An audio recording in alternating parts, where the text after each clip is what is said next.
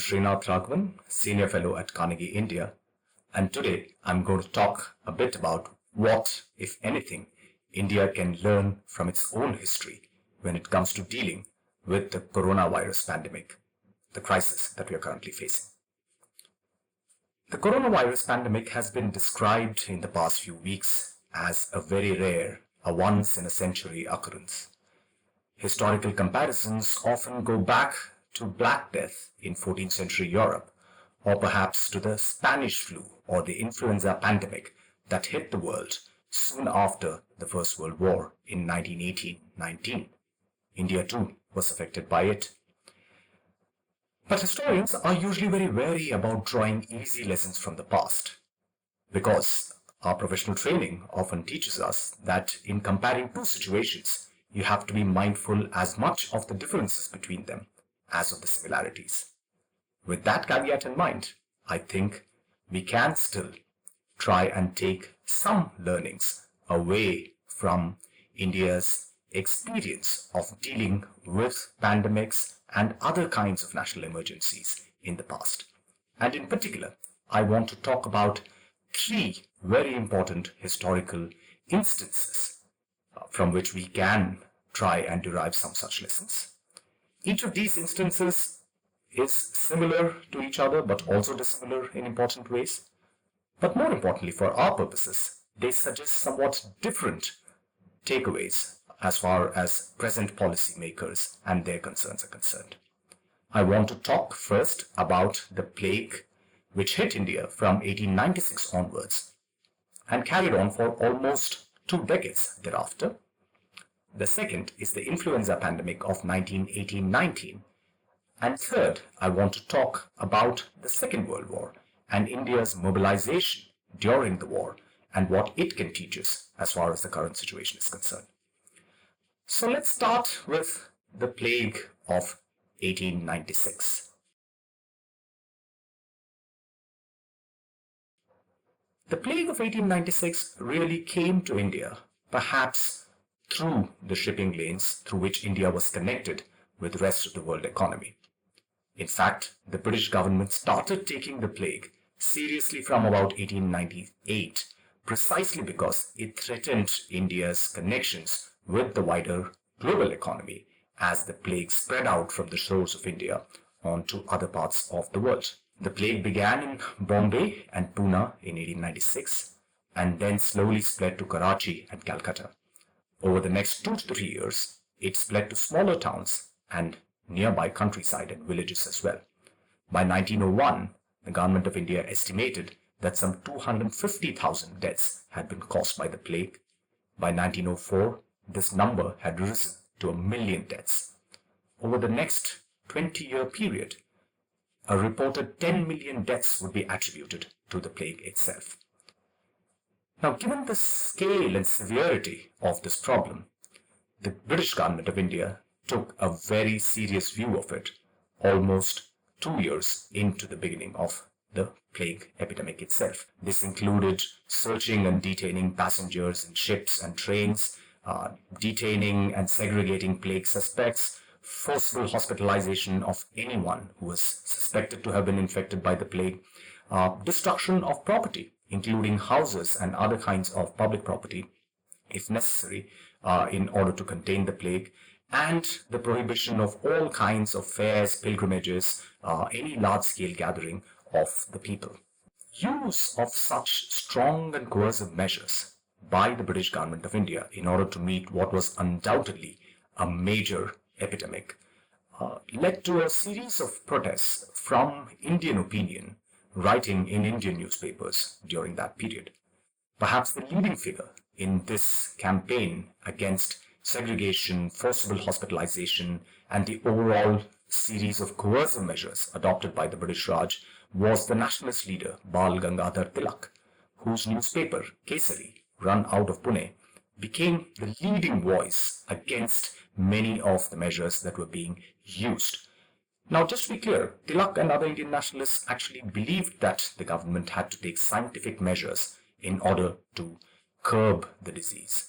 But at the same time, they believed that an excessive use of force and coercive tactics would only end up alienating the people. And they were right.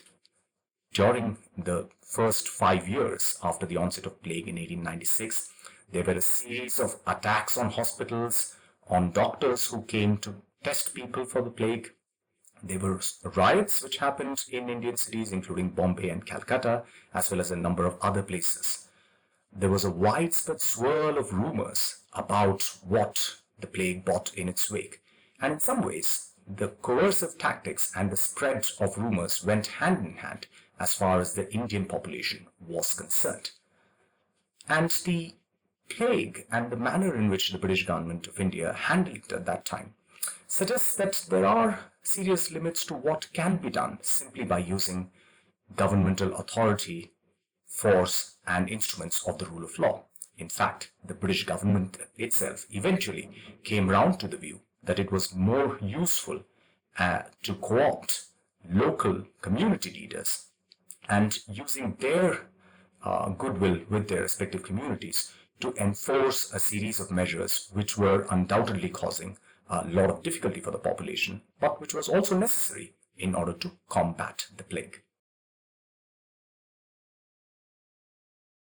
Okay, let me talk now a little bit about the influenza pandemic of 1918-19, which in some ways is seen as the most clear historical parallel, partly because the current pandemic is also an influenza pandemic, and the global scale and the worldwide spread of it seems in many ways to mirror COVID-19. Now, the influenza pandemic of 1918-19 is estimated to have killed perhaps 50 million people across the world. Now, the government of India, in its census of 1921, estimated, and they said that this was a conservative estimate, that anywhere between 12 to 13 million Indians had died during the influenza pandemic. Subsequent estimates by demographers and economists suggest that the numbers might have been in the range of actually 17 to 18 million. So effectively, we are talking about a third of the global deaths during the influenza pandemic as having occurred in India. And the influenza pandemic was an extraordinary event in Indian history, which still awaits a proper treatment in our books. Now, the influenza pandemic has many things to suggest to us, but I just want to pick up on one issue which comes out so clearly in the data that are still available to us. And this is about the differential impact of a pandemic on a population. Now, in absolute numbers, this was a remarkable, extraordinary number, 17 to 18 million, more than all the people who had been killed during the First World War. Yet, the impact of this pandemic was felt very differently in different parts of India. The regions of India that were most affected by the influenza pandemic were the western, northwestern, and central India. Now, if we dig further down into regional data, we can see differentiations within regions themselves.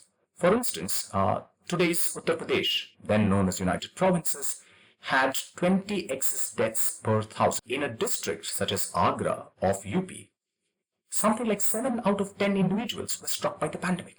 So we see that the impact of the pandemic was quite significant and concentrated even within specific regions as well as in different parts of the country.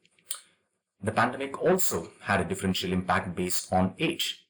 In fact, contrary to the trend that we now see, where people who are above the age of 60 seems to be more vulnerable, the data from Bombay Presidency actually show that 42% of the deaths due to influenza actually occurred in the age group of 20 to 40, whereas only 20% occurred for the age group above 50.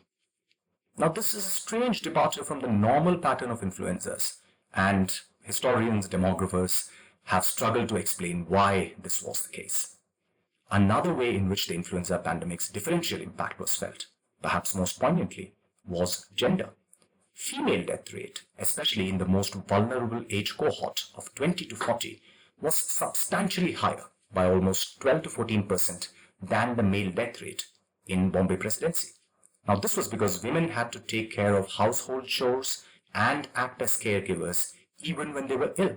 The data also showed that there was a clear divide along the lines of class and caste as far as mortality was concerned during the influenza. The poorer and people belonging to the so-called lower caste had significantly higher mortality rates for reasons that are obvious, which is that they were living cooped up in places which were much more tightly packed cheek by jowl, under often unsanitary conditions, having to sleep out in the open with a lot of human contact.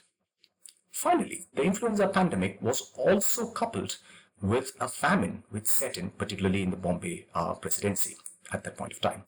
Now, this was because labor shortages and the lack of availability of farm labor owing to the pandemic led to a drop in food crop yields by almost 20% in 1918 when compared to 1970.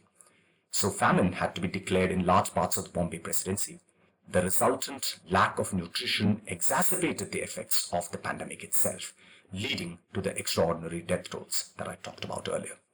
So, a very important thing for us to remember when we consider the coronavirus pandemic is that its impact too is likely to be very differentiated, and public policy has to watch out for and respond to these patterns of differentiation through which the influenza will play out even in the Indian context. Finally, I want to talk about not another epidemic or a pandemic, but about the Second World War. Now, war as a metaphor has been invoked almost continuously ever since the coronavirus pandemic has acquired global proportions. There's a constant talk that we are at war against the virus, that we need to show the capacity to mobilize ourselves and our societies as if we were in a war in order to fight and take on and contain this pandemic. The Indian example of wartime mobilization during the Second World War is both instructive and it is a cautionary story. It is instructive because it suggests that when it comes to the crunch, there was a model of collaboration between the government and various kinds of private bodies, particularly business organizations, business leaders, and civilian experts, which worked very well. But at the same time, there were important downsides to the way that India was mobilized for wartime.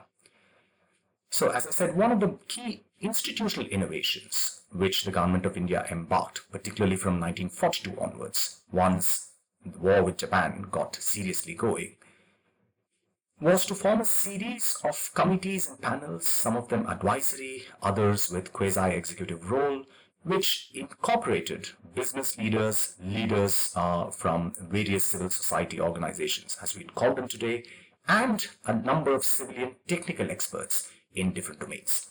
Now, these advisory committees and panels worked closely with various organs of the government, which were in charge of preparing and mobilizing the Indian economy for the war effort. Now, an example that strikes me as particularly apposite, perhaps, for our own times, is what the government of India managed to do by way of producing machine tools. And they are fundamental in some ways to any industrial economy.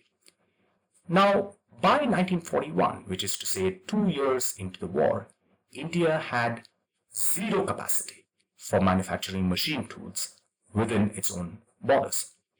Most machine tools had been imported prior to the war, and during the war, because of various kinds of wartime restrictions, the government of India decided to embark on the production of machine tools in India itself.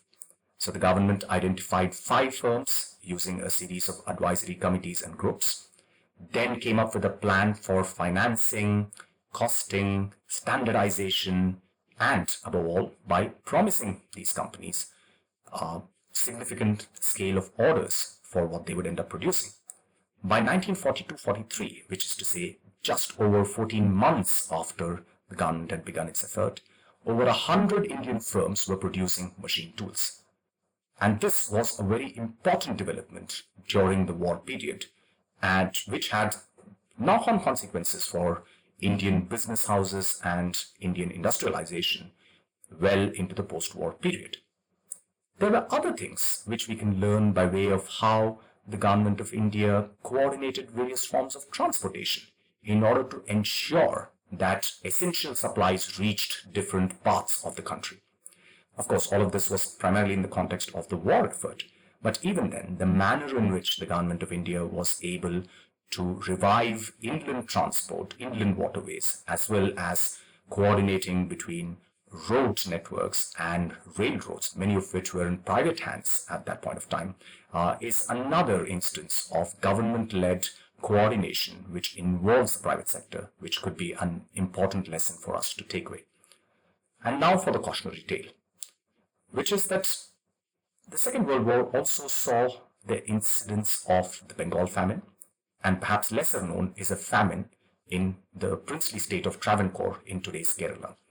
Now, both of these are interesting cautionary tales because they say and they tell us that the manner in which we try to mobilize our population for the current crisis has certain important implications. In both the cases of the Bengal and the Travancore famines, we now know that the problem was not simply availability of food. Of course, there were problems like breakdown of supply chains, etc. But the fundamental issue was a significant drop in the purchasing power of the Indian poor, especially in the context of wartime inflation. Now, of course, we are in a very different situation, which is to say that here we are trying to keep people away from their workplaces in order to get a grip and prevent the spread of the pandemic itself.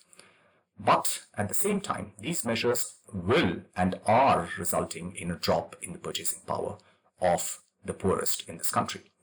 And if there's anything to be learned from the Bengal and Travancore famines, it is that when we are trying to mobilize for war, so to speak, even as we depress the purchasing power of people, the consequences can be quite devastating. And I think it is very important, therefore, that public policy today understands that keeping the purchasing power or the entitlements of people, as the economist Amartya Sen puts it, at least intact to the extent that we can, is absolutely essential for us to be able to see this crisis through. The historian A.J.P. Taylor was fond of saying that the only thing we can learn from history is how to make new mistakes. We don't need to share Taylor's pessimism about what is it that we can and cannot learn from history. It seems to me that our own history, India's history, does offer certain instances when we can learn both negative and positive lessons from how to meet these kinds of crises and what kinds of issues that public policy has to be alert to in dealing with these situations.